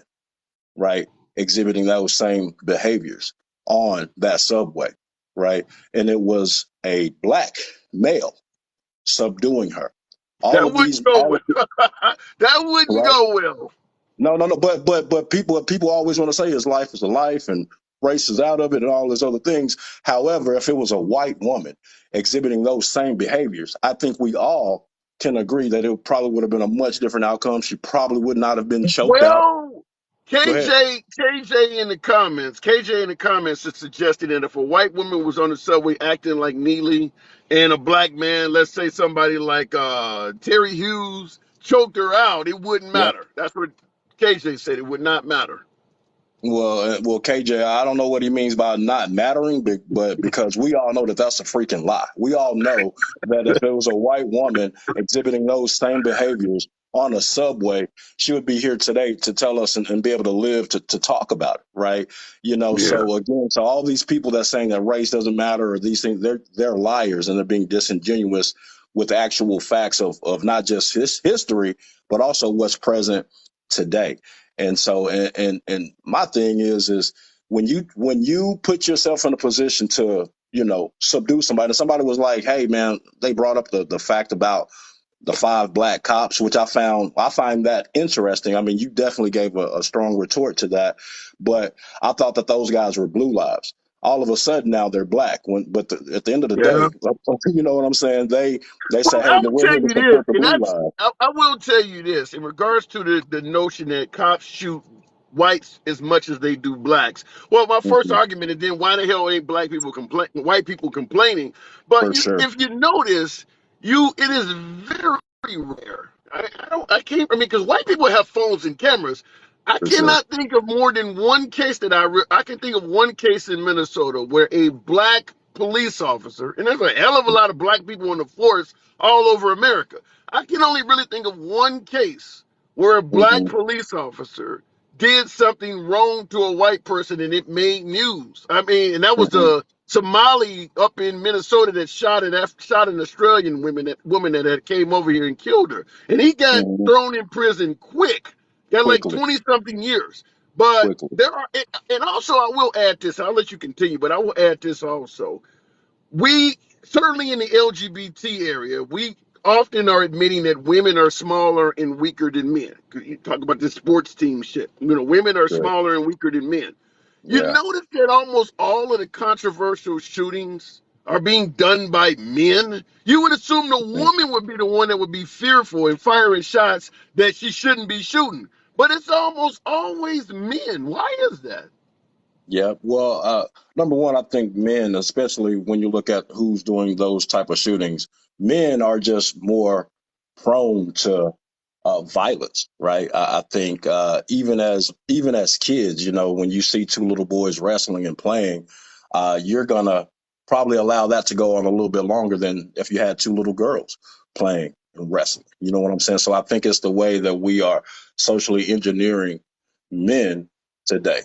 But I mean, I digress because I would like to say that all people, have the same rights, same equal rights. But into the LGBT thing, and with women playing sports again, I would like to pose the question. So if your son was playing sports, would you ever tell your son that, hey, son, you're not good enough to go against this other person?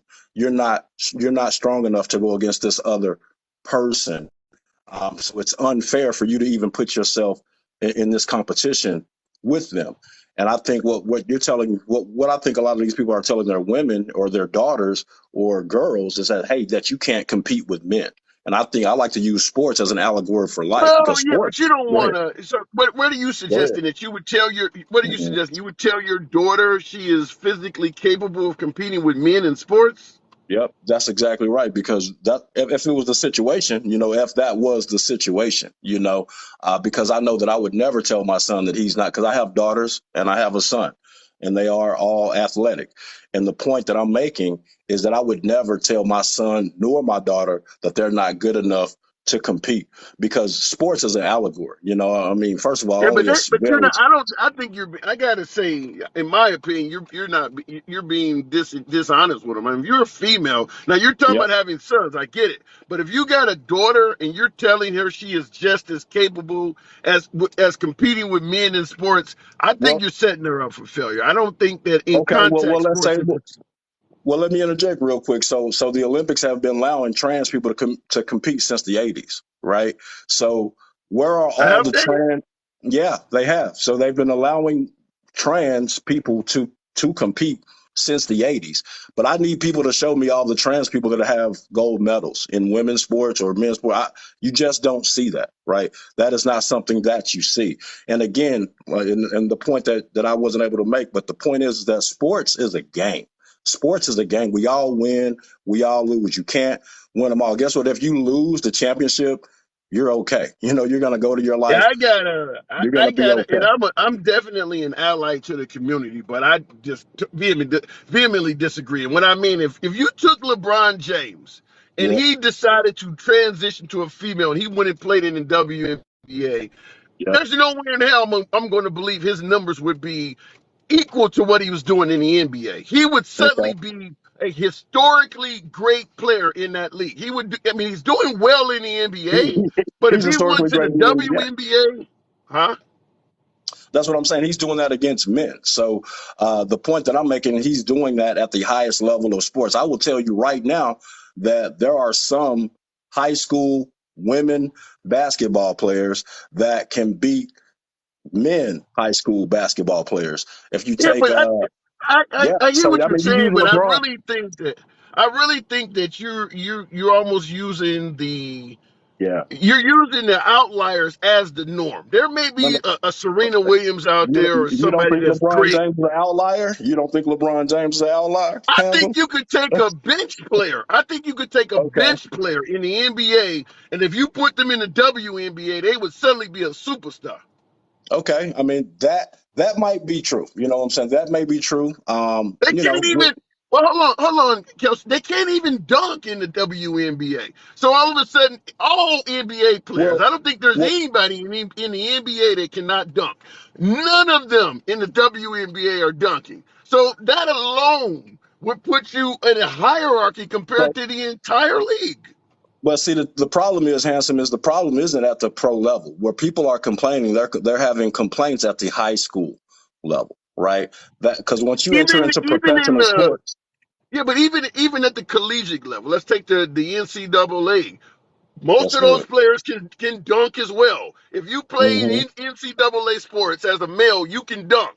And you go to the women's league, they can't dunk. Okay, yeah, but dunking, as we see, I mean, Steph Curry is one of the best basketball players in the NBA. Can he dunk? Yeah, if he's wide open, but he's not going in there slamming anything down. There's more aspects to the game than He dunking. would do What it I'm saying on is that, women. yeah, You're right. Steph Curry can't go in and slam on people, but in the WNBA, I bet he would be doing it. I think Steph Curry would have trouble dunking against Candace Parker. I think Steph Curry would have trouble dunking against Brittany Griner. I think Steph Curry would have tremendous challenges, going up against some of those, taller women in the WNBA. But again, the challenge isn't at the professional level. The challenge is at the high school level, where sports are an allegory to life, right? The reason I allow my kids and even push my kids to play sports is because they have to face adversity. They learn teamwork. They understand that, hey, you can't win every single game. There's always someone bigger, badder, and better than you are. And they're not getting paid. No, I mean, nothing of significance is on the line, even at a high school 5A, 6A championship game. Nothing is really, really on the line. So all you're getting is a loss in a sports Yeah, game. Now, after you leave yeah, that sports I field, hear you what got to you're compete. saying. You got, I yeah, just Hanson. believe, Yeah, even go at ahead. the Go high ahead, brother. school level, even at the high school level, I do believe if you put females out there with the males, they will underperform. Well, Unless it's it's just certain groups. Man, I can huh? show you some of these AAU girls out here that play ball. Man, they can really play ball. I mean, you can like there are some high school boys that will get beat by some of these girl teams, and these girls won't ever dunk on them. They won't ever have to, go in there and do a lot of layups. They'll just stand behind the arc and fire them up and win the game because that's what's happening. Again, I think a lot of people.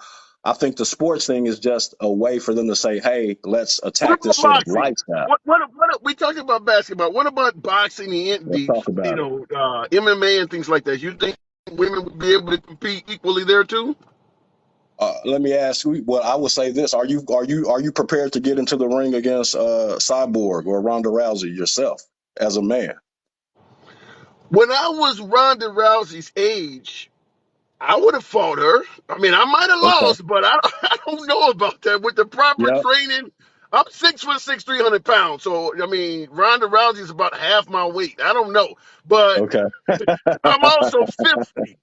Yeah, so but let's talk about it though. In boxing, you have weight class and divisions, right? You have weight class and division. So boxing already says, hey, if you're 250 pounds, we're not going to let you fight this flyweight 130-pound guy.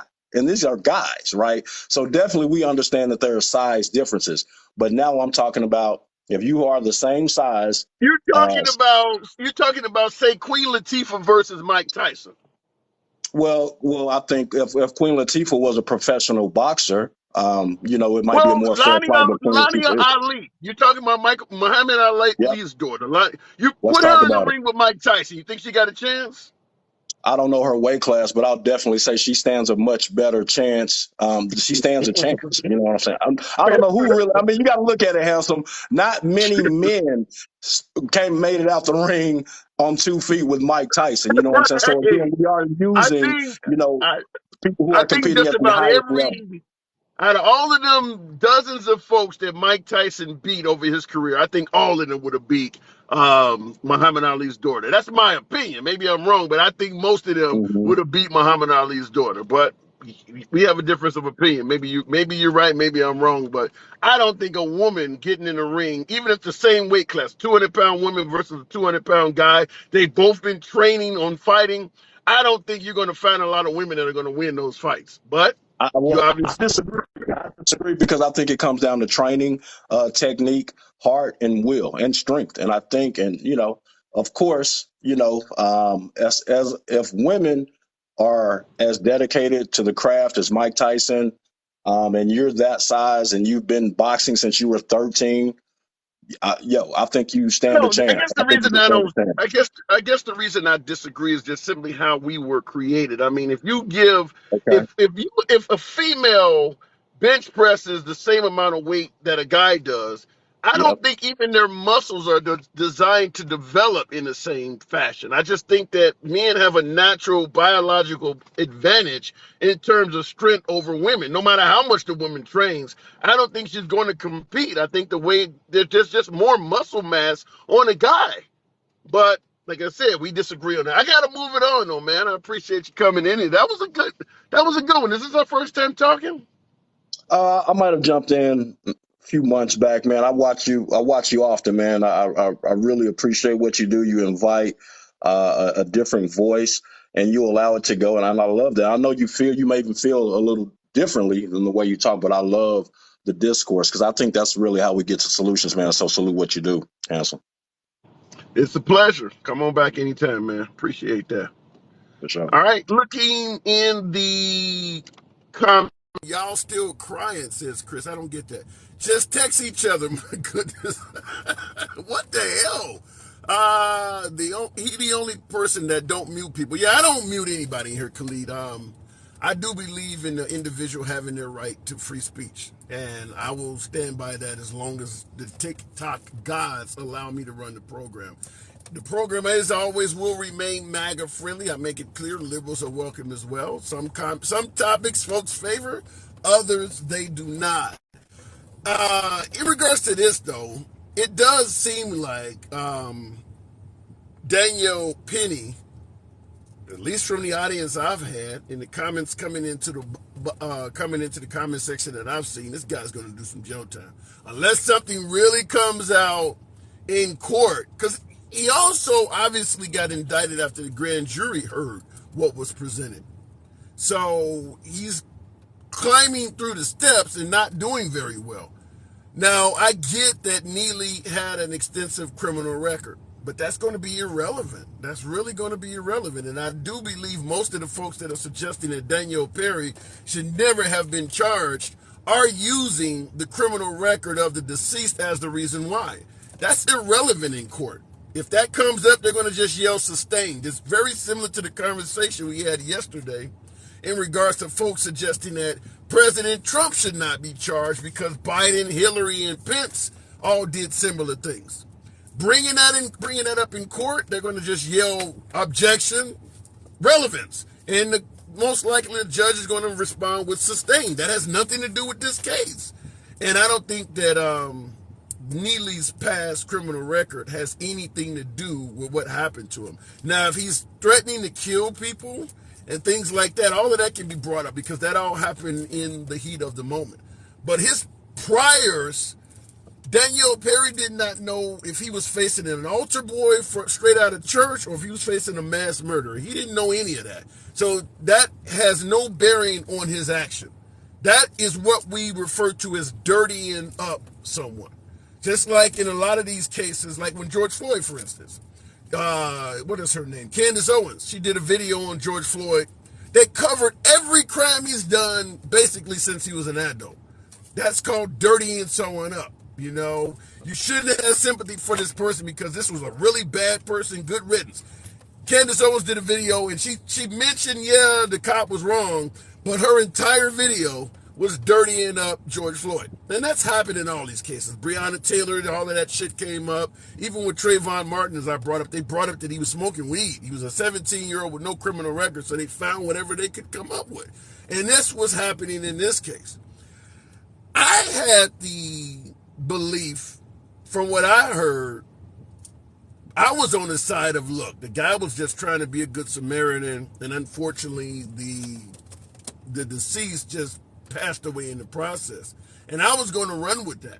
But after talking to you folks, I am starting to lean more and more towards a negligent homicide. 15 years still seems like a lot in my humble opinion. I believe most of you folks disagree with me. Some of you folks went up to it, including saying he should be executed. I don't believe that Daniel Perry should face life in prison or nothing like that. I still think 15 years is a bit heavy, but at the end of the day, as many of my callers rightfully pointed out, someone did die. He did have some prior training and should have had knowledge that what he was doing could have taken a life. So it is what it is. I mean, he may end up getting some time like that. We will have to take in consideration that New York is a liberal area. Now, we know where the right stands on this. So if it had happened in Alabama somewhere, he wouldn't have got charged at all. But also keep in mind, in regards to it being a liberal area, liberals tend to be soft on crime. Now, I know some of you might counter, well, but not when it's a white man with a black guy. Fair enough. But liberals tend to be soft on crime. So I don't know. I don't know if the guy will get anywhere near 15 years. And as always, we pointed out, you don't serve on a state charge. You don't serve all that time anyway. You do like half or something like that. But even if you think 8 years, 15 years, whatever the hell you think it is a slap on the wrist, as I pointed out before, prison can fuck your life up. Period. Mentally, obviously, when you get out, you're still facing punishment for years. He won't be able to leave the state of New York. He'll be under parole for a host of years, can't get a job in many areas, can't own a firearm, may not be able to vote, and a hell of a lot of other shit. So no matter how much time he does in jail, it is not over with upon release. There's still all sorts of limitations on your life, and it is very easy to be violated and thrown back in prison. Our entire system is set up to make it more likely that you reoffend and go back than you straighten your life out and never go back.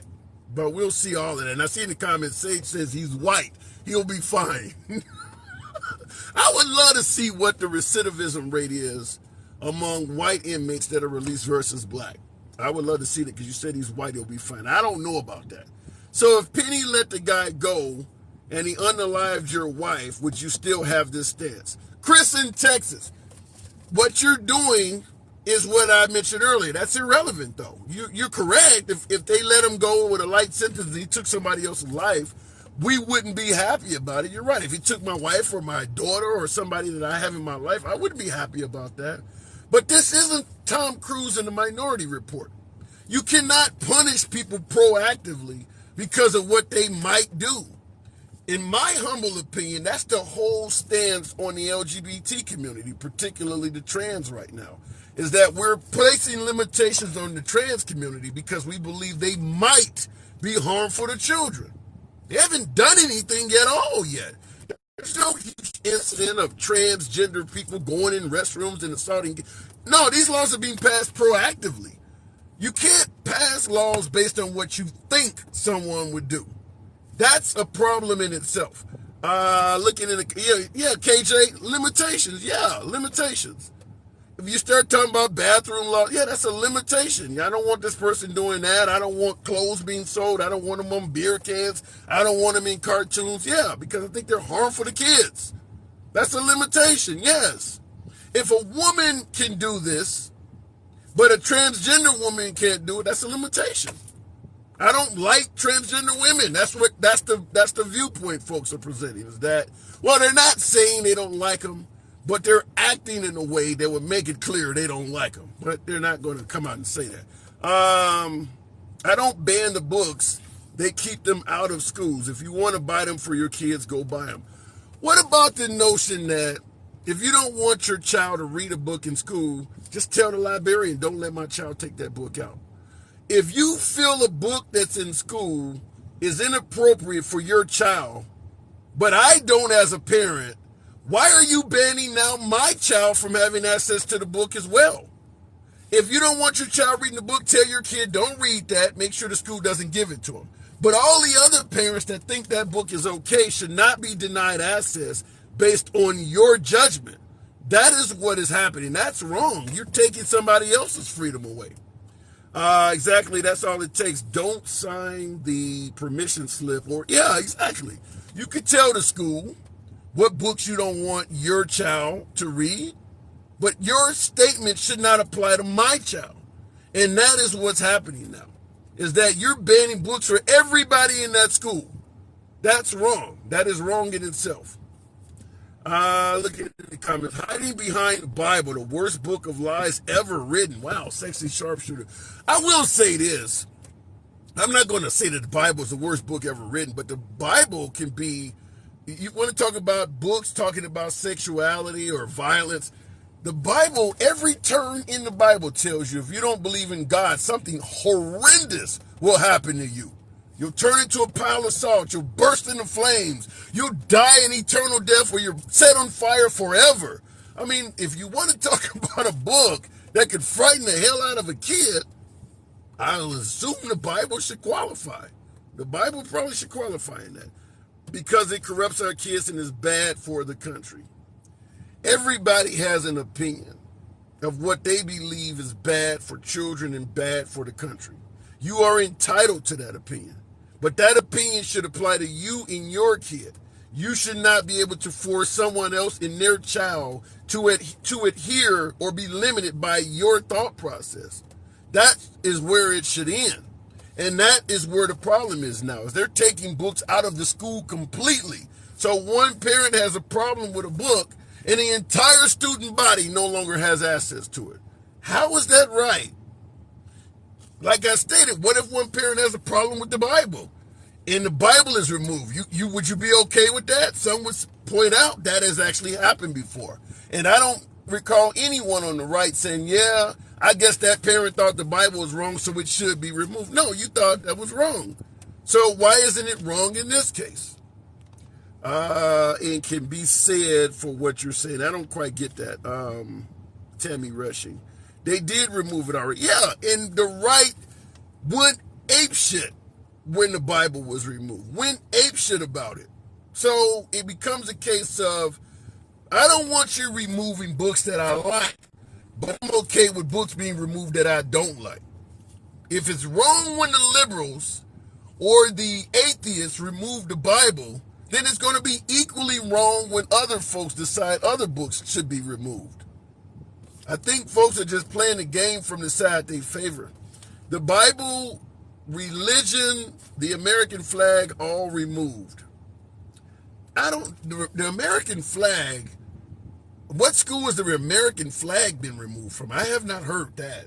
I would agree that religion should not be in schools. Simply from a standpoint that religion teaches you that your religion, your God, is the only one true God. And to beware of false prophets, and thou shalt not have any other God before mine. The Muslim religion does the same thing, and a host of other religions does it. I mean, I think the Jehovah's Witnesses call their teachings the truth, which means all the other ones are fake, kind of like Trump's Truth Network, indicating all the rest of the shit is fake. You don't want to put that in the classroom where now the students are like, well, your God is not real. What your parents believe in is some bullshit. Or my mom told me Allah doesn't even exist. It's just unnecessary division. So I do believe religion has no place in schools from that standpoint. And anybody who doesn't see that there are similarities in every religion and there's no wrong, well, there are similarities in every religion, but there are also some great differences. Can you marry multiple wives in one religion and the other one is against it? There are great differences in those religions too. Also, if there ever was one book that is not clear, it would be the Bible. There's a reason why you will read the Bible for the rest of your life. It's because you can read it today and it means something different to you when you read it tomorrow. Even though folks would suggest that the Bible is the blueprint for life, it changes. If I handed you some architectural blueprints and told you to build a building off of these blueprints, and you built it, and I gave you the same blueprints 50 years later, those buildings should look alike. If you followed the same blueprints, the buildings should look alike. I don't care if you build it in Russia, you build it in China. If you followed those blueprints, that building should be an exact replica. That's what blueprints look like. But the Bible, if I hand you the Bible, you may do something today thinking the Bible told you to do that, and tomorrow you might do something totally different thinking the Bible told you to do that as well. It is a very difficult book to interpret, and folks continue to get it wrong. Folks continue to change how they feel about it. So I don't believe it should be in schools for that reason, is that it just does not paint a clear picture for everybody. Everybody has a different picture of what the Bible means to them. I see the horns coming out of your hat there, buddy. How can people of different beliefs be forced to learn one in a public place? They can't. They cannot. Even the 10 Commandments, which on its face simply just sounds like telling the person to do what's right. Even the 10 Commandments talks about, one and only true God. You throw that in there, and now all of a sudden Allah and Buddha and Jehovah and all of them folks are the wrong person. So even the 10 Commandments leaves room open for folks to fight and push back on each other. I don't believe religion is appropriate for schools. I just think it leaves too much room for division. I mean, think about it. Most of the wars we've had on this planet, religion has been at the foothill of it somewhere. I mean, even grown people cannot get their shit straight when it comes to religion. But you want to put it on a bunch of kids? I just don't see it. Are you okay with trans going into schools? Yeah. Right now, it's a difference in some areas where there may be advantages and disadvantages. But if you're transgender, should you be kicked out of the school? No, I don't think you should be kicked out of school. So when you ask the question, am I okay with trans going into schools? Yeah, I'm okay with that. Everybody should go to school, but we shouldn't ask a second grader what their pronouns are. No, you shouldn't ask them what their God is either. So understand that. Here's something I don't get. Maybe you guys in the comments can tell me. If you teach LGBT material to children, it's allegedly harmful for them, can stunt their growth and do all kinds of shit. But you can take that same child out into a field, put a mannequin up, put a freaking watermelon on top of the mannequin's head and teach that kid how to shoot that watermelon, which is essentially imitating murder. And folks are okay with that. I don't understand how teaching folks about the transgender community is harmful, but teaching them how to kill another human being is not. I just want to be fair. Fair seems to be fair. There are plenty of folks that take very young children to the range and teach them how to take out another human's life. And folks will say, ain't nothing wrong with doing that. But if you teach them that this female actually has a penis, you've just ruined them for life. I'm lost. That's what I'm going to say. I'm lost. I don't get that. I don't understand it. You shot a watermelon, watched it explode, indicating what this round would do to a human head. But you learn this dude had a penis, and that ruined you. The explosion of that head, as if it's Michael Ironside in the movie Scanners, didn't do anything to the kid. That loses me. That really loses me. And those are the ones we probably shouldn't listen to the opinions of because they sound closed-minded. Well, that is the current opinion in this country, that it is okay to teach a child to shoot, but it is not okay to teach a child about LGBT lifestyles and sexuality and things like that. I mean, folks have a difference of opinion on what they think is okay. Hey, yo, Tim, sick bro, the grass is blue. What? The hate towards the Bible is real, says Ethan. Yeah, it is real. I don't disagree that there's a lot of hatred toward the Bible, but the Bible can lead to hatred as well. I mean, just look at how the Bible suggests women should be treated. They're not treated as equal. I mean, there are references to slavery in there, references to beating folks, but it's spared the rod, spoil the child away. I mean, there's a lot of reasons for people to dislike the Bible, too. The Bible is not all about unicorns and rainbows. The Bible has a lot of hatred and dislike in it as well. Look at the Quran if you want to know about how women should be treated. I guess, and that's not good either. I don't know if any religion that came back from, back in those days treated women equally. I think just about all religions were used by men to be dominant and controlling. I think just about all of them were. I'm not just talking about white-oriented religions or Muslim. I mean, I think just about all of them were meant to have dominance over females and put females in a position of submission. None of those religions are big fans of treating women equally. I don't know any of them, which is why most of them have kind of amended themselves to change that. But the original, women were not being treated well in any of those religions. Let's have the Bible in schools and how to kill people, said every hateful nationalist. Well, certainly the teaching of killing to children is fairly popular on the right. Teaching a child to shoot, I don't think anybody on the right has a problem teaching a child to shoot. And you are teaching a child how to kill. You really are. I don't understand the belief that if you teach a child about LGBT issues, it may make them potentially become gay or curious about being transgender. But if you teach them how to kill, it's not going to make them want to injure anybody. I don't understand where that mindset comes from. I just don't. You can show children all of this transgender stuff, and they suddenly want to do it. But you take them to the range and let them shoot, mannequin after mannequin, or you got the sheet with the person on it, and they will never want to do this in real life. This is not harmful to their upbringing or their thought process at all. That doesn't make sense to me. If you believe children are easily altered in their thinking, then you would have, in my opinion, you should also believe that taking them to the range can lead some of them to kill people. The Bible was written by Shakespeare, and he was LGBTQ. I didn't know that. Muslim women are respected worldwide. Okay, all right. Take a look at what they teach the Chinese kids in kindergarten, and take a look at us. What are they teaching the Chinese kids in kindergarten? I'd like to know that. I teach my children to shoot for food, sport, and recreation. Not everyone teaches a child to kill. Well, if you're shooting for food, you're killing something.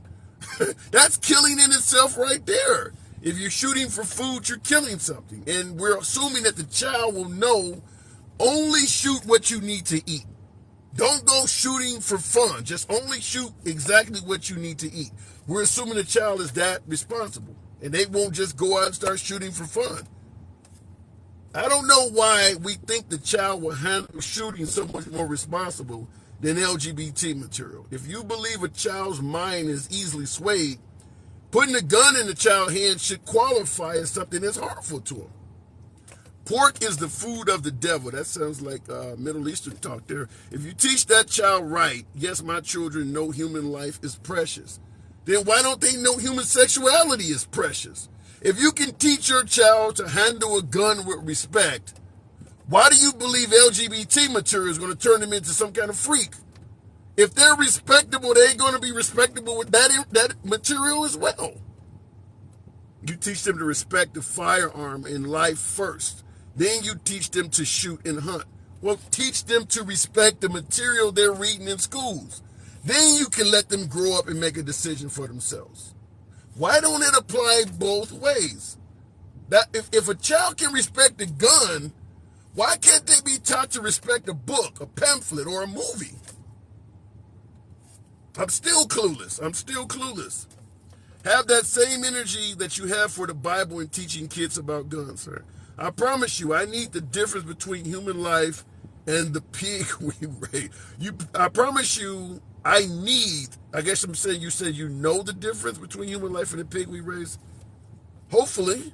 But I'm also going to point out that I don't believe showing, yours truly, you could have shown me 1,000,000 penises when I was a kid. I'm not going to want one. I don't care how much LGBT material you show me. I was not going to become gay. Because they are teaching them they are not who they think they are. If you teach children that they can become transgender, that's not teaching them that's teaching them that they have a choice. We don't want them to have a choice. That's why we don't want it taught. That's where the angle is. Chat rooms with children, that is stuff that people are opposed to. I don't get that question anyway. Anyhow, folks, it is a lunch break live. I've kind of went over. I appreciate you folks. Certainly the participation has been off the chain. I do got to get back out here and pull myself up by my bootstraps and earn a living like the rest of you fine folks. But as always, I appreciate you tuning in. 70,000 likes.